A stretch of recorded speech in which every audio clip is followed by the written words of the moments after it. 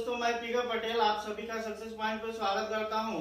दोस्तों, एसएससी की तरफ से आज जो भी एसएससी की तैयारी करने वाले हैं उनके लिए बहुत बड़ा गुड न्यूज है, क्योंकि एसएससी ने कैलेंडर जारी किया है जो हर साल अपनी परंपरा के अनुसार कैलेंडर के मुताबिक ही एसएससी एग्जामिनेशन लेती है।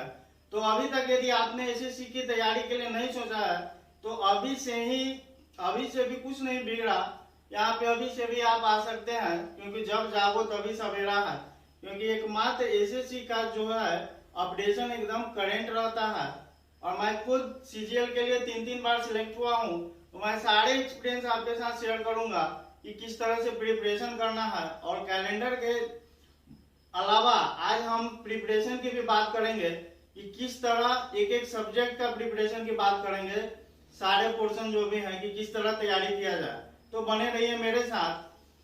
कैलेंडर के मुताबिक जो भी मेन एग्जामिनेशन है, जो सीजीएल 2022 जो है कंबाइंड ग्रेजुएट लेवल, जो आपको ग्रेजुएशन के बाद मिलेगा, उसका एडवर्टाइजमेंट 10/9 है और क्लोजिंग डेट 1/10। और एग्जामिनेशन जो है टायर फर्स्ट का, जितने भी स्टेप एग्जाम होता है उसमें सबसे पहले टायर फर्स्ट, वो अभी मैं आगे सारे बताऊंगा, दिसंबर 2022, यानी अभी भी आपके पास 6 महीने टाइम है। और सीएचएसएल जो है 2022 का नवंबर 22 में उसका एडवर्टाइजमेंट है और दिसंबर में क्लोजिंग है। और उसका टायर फर्स्ट जो है फरवरी मार्च 2023, यानी उसके लिए भी आपके पास इनफ इज इनफ टाइम है। और एमटीएस 2022 जो है वो जनवरी 23 में फिलअप होना स्टार्ट होगा, फरवरी 23 में बंद होगा। और उसका एग्जामिनेशन के लिए अप्रैल और मई 23 है, यानी उसके लिए और ज्यादा आपके पास टाइम है। और एक जीडी जो भी आता है जो आर्मेड फोर्सेस के लिए, उसका दिसंबर 22 में एडवर्टाइजमेंट है और जनवरी 23 में क्लोजिंग डेट। उसके एग्जामिनेशन के लिए भी मार्च और अप्रैल 2023 का ही टाइम फिक्स किया गया है। और एक स्टेनो 2022 जो है वो 10+2 पे ही आता है, वो आपको मिलेगा अगस्त 22 और उसका क्लोजिंग डेट सितंबर। और उसका एग्जामिनेशन जो है नवंबर 22 में, यानी अर्ली जो है आपको स्टेनो ही मिलने वाले हैं। और स्टेनो के लिए लेकिन शॉर्ट हैंड होना जरूरी है, आप पहले शॉर्ट हैंड का प्रिपरेशन कीजिए। तो अभी मैं देखूंगा कि सारे सिलेबस किस एग्जामिनेशन के सेम टू सेम है, उस वैकेंसी को पहले हम देखते हैं। तो यहाँ पे सीजीएल, सीएचएसएल, एमटीएस और जीडी, इन चारों वैकेंसी के लिए जीके, जीएस, रीजनिंग, इंग्लिश और मैथमेटिक्स, सारे के सारे क्वेश्चन 25 नंबर का। और सिर्फ इसमें जीडी के लिए जो है इंग्लिश के अलावा हिंदी भी ऑप्शन है आपके पास। यदि जीडी वाले इंग्लिश नहीं देना चाहते हैं तो हिंदी भी ऑप्शन है, दोनों में से कोई आपको एक बनाना है 25 नंबर का, या तो इंग्लिश बनाइए या हिंदी। और इसके अलावा जहां यहाँ पे सीजीएल के लिए 2-2 मार्क्स मिलेंगे, सीएचएसएल के लिए भी 2-2 मार्क्स और एमटीएस के लिए भी 2-2 मार्क्स और जीडी के लिए 1-1 मार्क्स मिलेंगे। लेकिन नंबर ऑफ क्वेश्चन जो है वो एवरी जो वैकेंसी है वो ईच वैकेंसी 25, यानी सारे के सारे चारों एग्जामिनेशन में नंबर ऑफ क्वेश्चन 25 ही रहने वाले हैं। तो पहले हम देखते हैं कि जीके जीएस के लिए क्या करना चाहिए। तो जिस दिन से हमने प्रिपरेशन शुरू किया उसी दिन से सबसे पहले जीके जीएस पढ़ना होगा। उसके लिए क्या है, एनसीईआरटी का कोई सा बुक। एनसीईआरटी के लिए स्टार्टिंग में क्या है कि लुसेंट सामान्य ज्ञान आता है, लुसेंट सामान्य ज्ञान, जो एनसीईआरटी पब्लिकेशन का है, उससे हम हेल्प ले सकते हैं स्टार्टिंग के लिए। और ऐसे तो जीके जीएस का कोई अंत ही नहीं है, क्योंकि ये एक समंदर है। लेकिन लिमिटेशन के लिए, स्टार्टिंग के लिए लुसेंट सामान्य ज्ञान हम स्टार्ट कर सकते हैं एनसीईआरटी बुक जीके जीएस के लिए। और करेंट अफेयर्स क्वेश्चन, अभी ज्यादा करेंट अफेयर्स क्वेश्चन पूछे जा रहे हैं, इसके लिए आपको हर हाल में पर मंथ कोई ना कोई मैगजीन लेना पड़ेगा। इसके लिए सामान्य ज्ञान दर्पण एक आता है, सामान्य ज्ञान दर्पण, जो एवरी मंथ अवेलेबल रहता है। और हर महीने इसको आप एक डाटा तैयार कीजिए हर महीने करेंट अफेयर्स के लिए। तो ये तो जीके जीएस के लिए हो गया। स्टार्टिंग यहाँ से करने के बाद बहुत सारे बुक्स हैं जो आप यूज कर सकते हैं, लेकिन सबसे पहले जीके जीएस पर डे पढ़ना जरूरी है। अब यहाँ पे रीजनिंग की बात आती है, तो रीजनिंग यदि आपको लगता है कि मुझे पढ़ना है, पढ़ने के बाद ही मैं करूंगा, या खुद से भी रीजनिंग बना सकते हैं, क्योंकि रीजनिंग का मतलब है कि आईक्यू लेवल आपका कितना है। आईक्यू लेवल आपका यदि सही है तो रीजनिंग खुद भी बनेगा। यदि आईक्यू लेवल सही भी नहीं है, आप कहीं से पढ़ाई कर चुके हैं, फिर भी आपसे नहीं बनेगा। यदि आपका आईक्यू लेवल सही नहीं है तो रीजनिंग नहीं बनेगा पढ़ने के बाद भी। तो इससे बेहतर यही है कि थोड़ा बहुत 2-4-5 चैप्टर जो भी फार्मूला या बेसिक पे जो भी है, जो फार्मूला पे बनते हैं, वो पढ़ने के बाद आप खुद से रीजनिंग बनाने का कोशिश कीजिए। इसमें वर्बल और नॉन वर्बल दोनों रीजनिंग आता है, तो रीजनिंग का ज्यादा कोई मैटर है नहीं यहाँ पे जीके जीएस है। और अभी आगे देखते हैं इंग्लिश लैंग्वेज और कॉम्प्रिहेंशन की बात करते हैं। जिस दिन से मैंने इंग्लिश पढ़ना स्टार्ट किया, सबसे पहले वर्ड स्टॉक होना जरूरी है। इसके लिए सबसे पहले न्यूज़पेपर लेना जरूरी है। कोई भी क्लासेस या कोई भी ग्रामर से पहले वर्ड स्टॉक रहना जरूरी है, क्योंकि वर्ड रहने के बाद ही इंग्लिश पढ़ा जा सकता है। अब इसके लिए क्या है कि डेली न्यूज़पेपर लेने के बाद उसमें से वर्ड स्टॉक करना है आपको यहाँ पे, और साथ में ग्रामर भी पढ़ना है, क्योंकि ग्रामर के आधार पर ही सारा कॉन्सेप्ट है।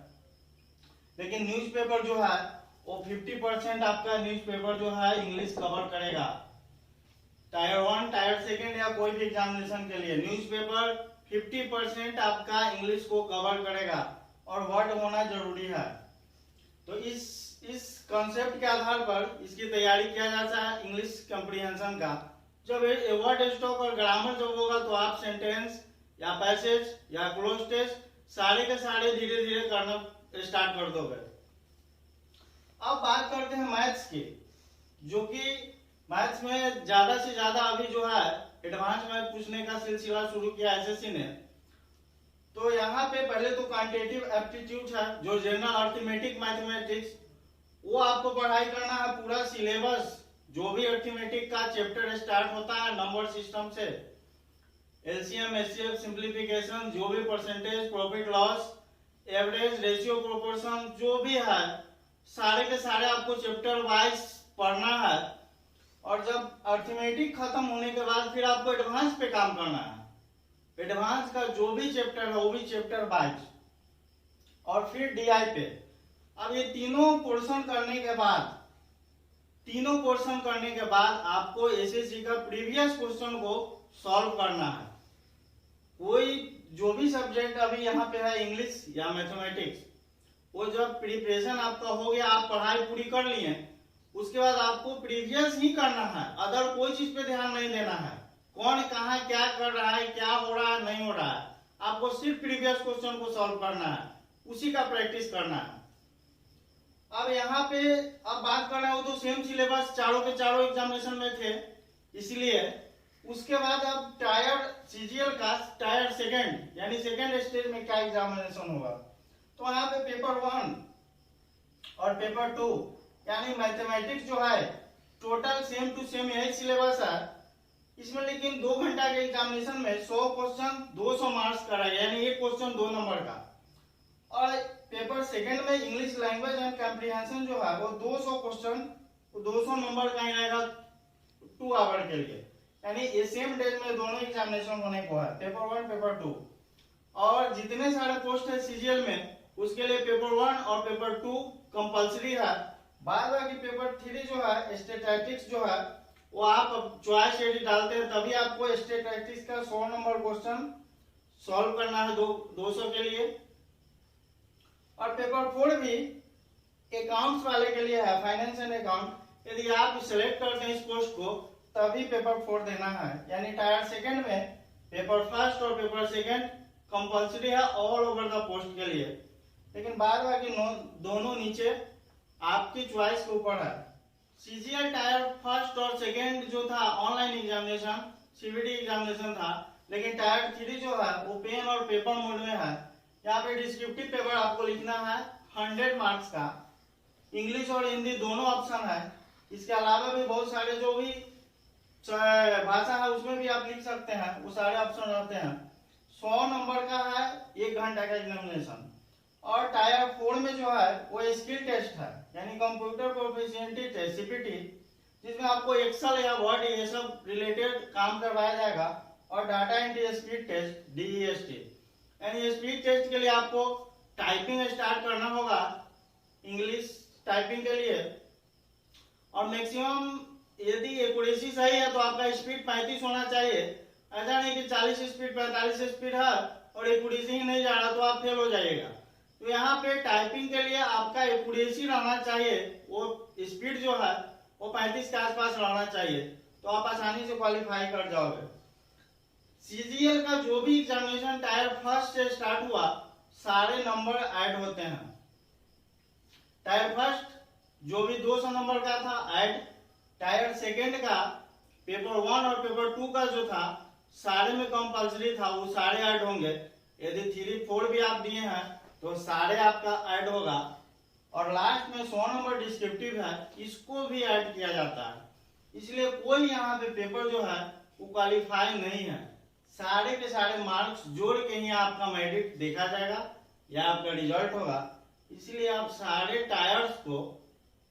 टायर्स एग्जाम को हाई लेवल पे ही तैयारी कर सकते हैं, यानी सब में आपको मार्क्स हाई लाना है। ऐसा नहीं है कि क्वालिफाई है तो छोड़ देते हैं, यहाँ पे क्वालिफाई नहीं है, यहाँ पे सारे जितने भी आप एग्जामिनेशन दिए हैं सारे नंबर कैलकुलेट करके ऐड किया जाता है। जो भी डिस्क्रिप्टिव पेपर था वो सेम CHSL के लिए आपको टायर सेकंड में सेम सिलेबस दिया जाएगा, हिंदी और इंग्लिश दोनों, वही एसे और लेटर एप्लीकेशन यही लिखना होगा।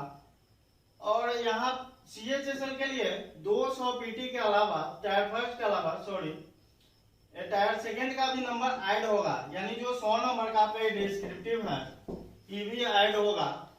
और उसके बाद स्किल टेस्ट में DEST यानी डाटा एंट्री स्पीड टेस्ट आपको लिया जाएगा, यानी ये CHSL के लिए हुआ।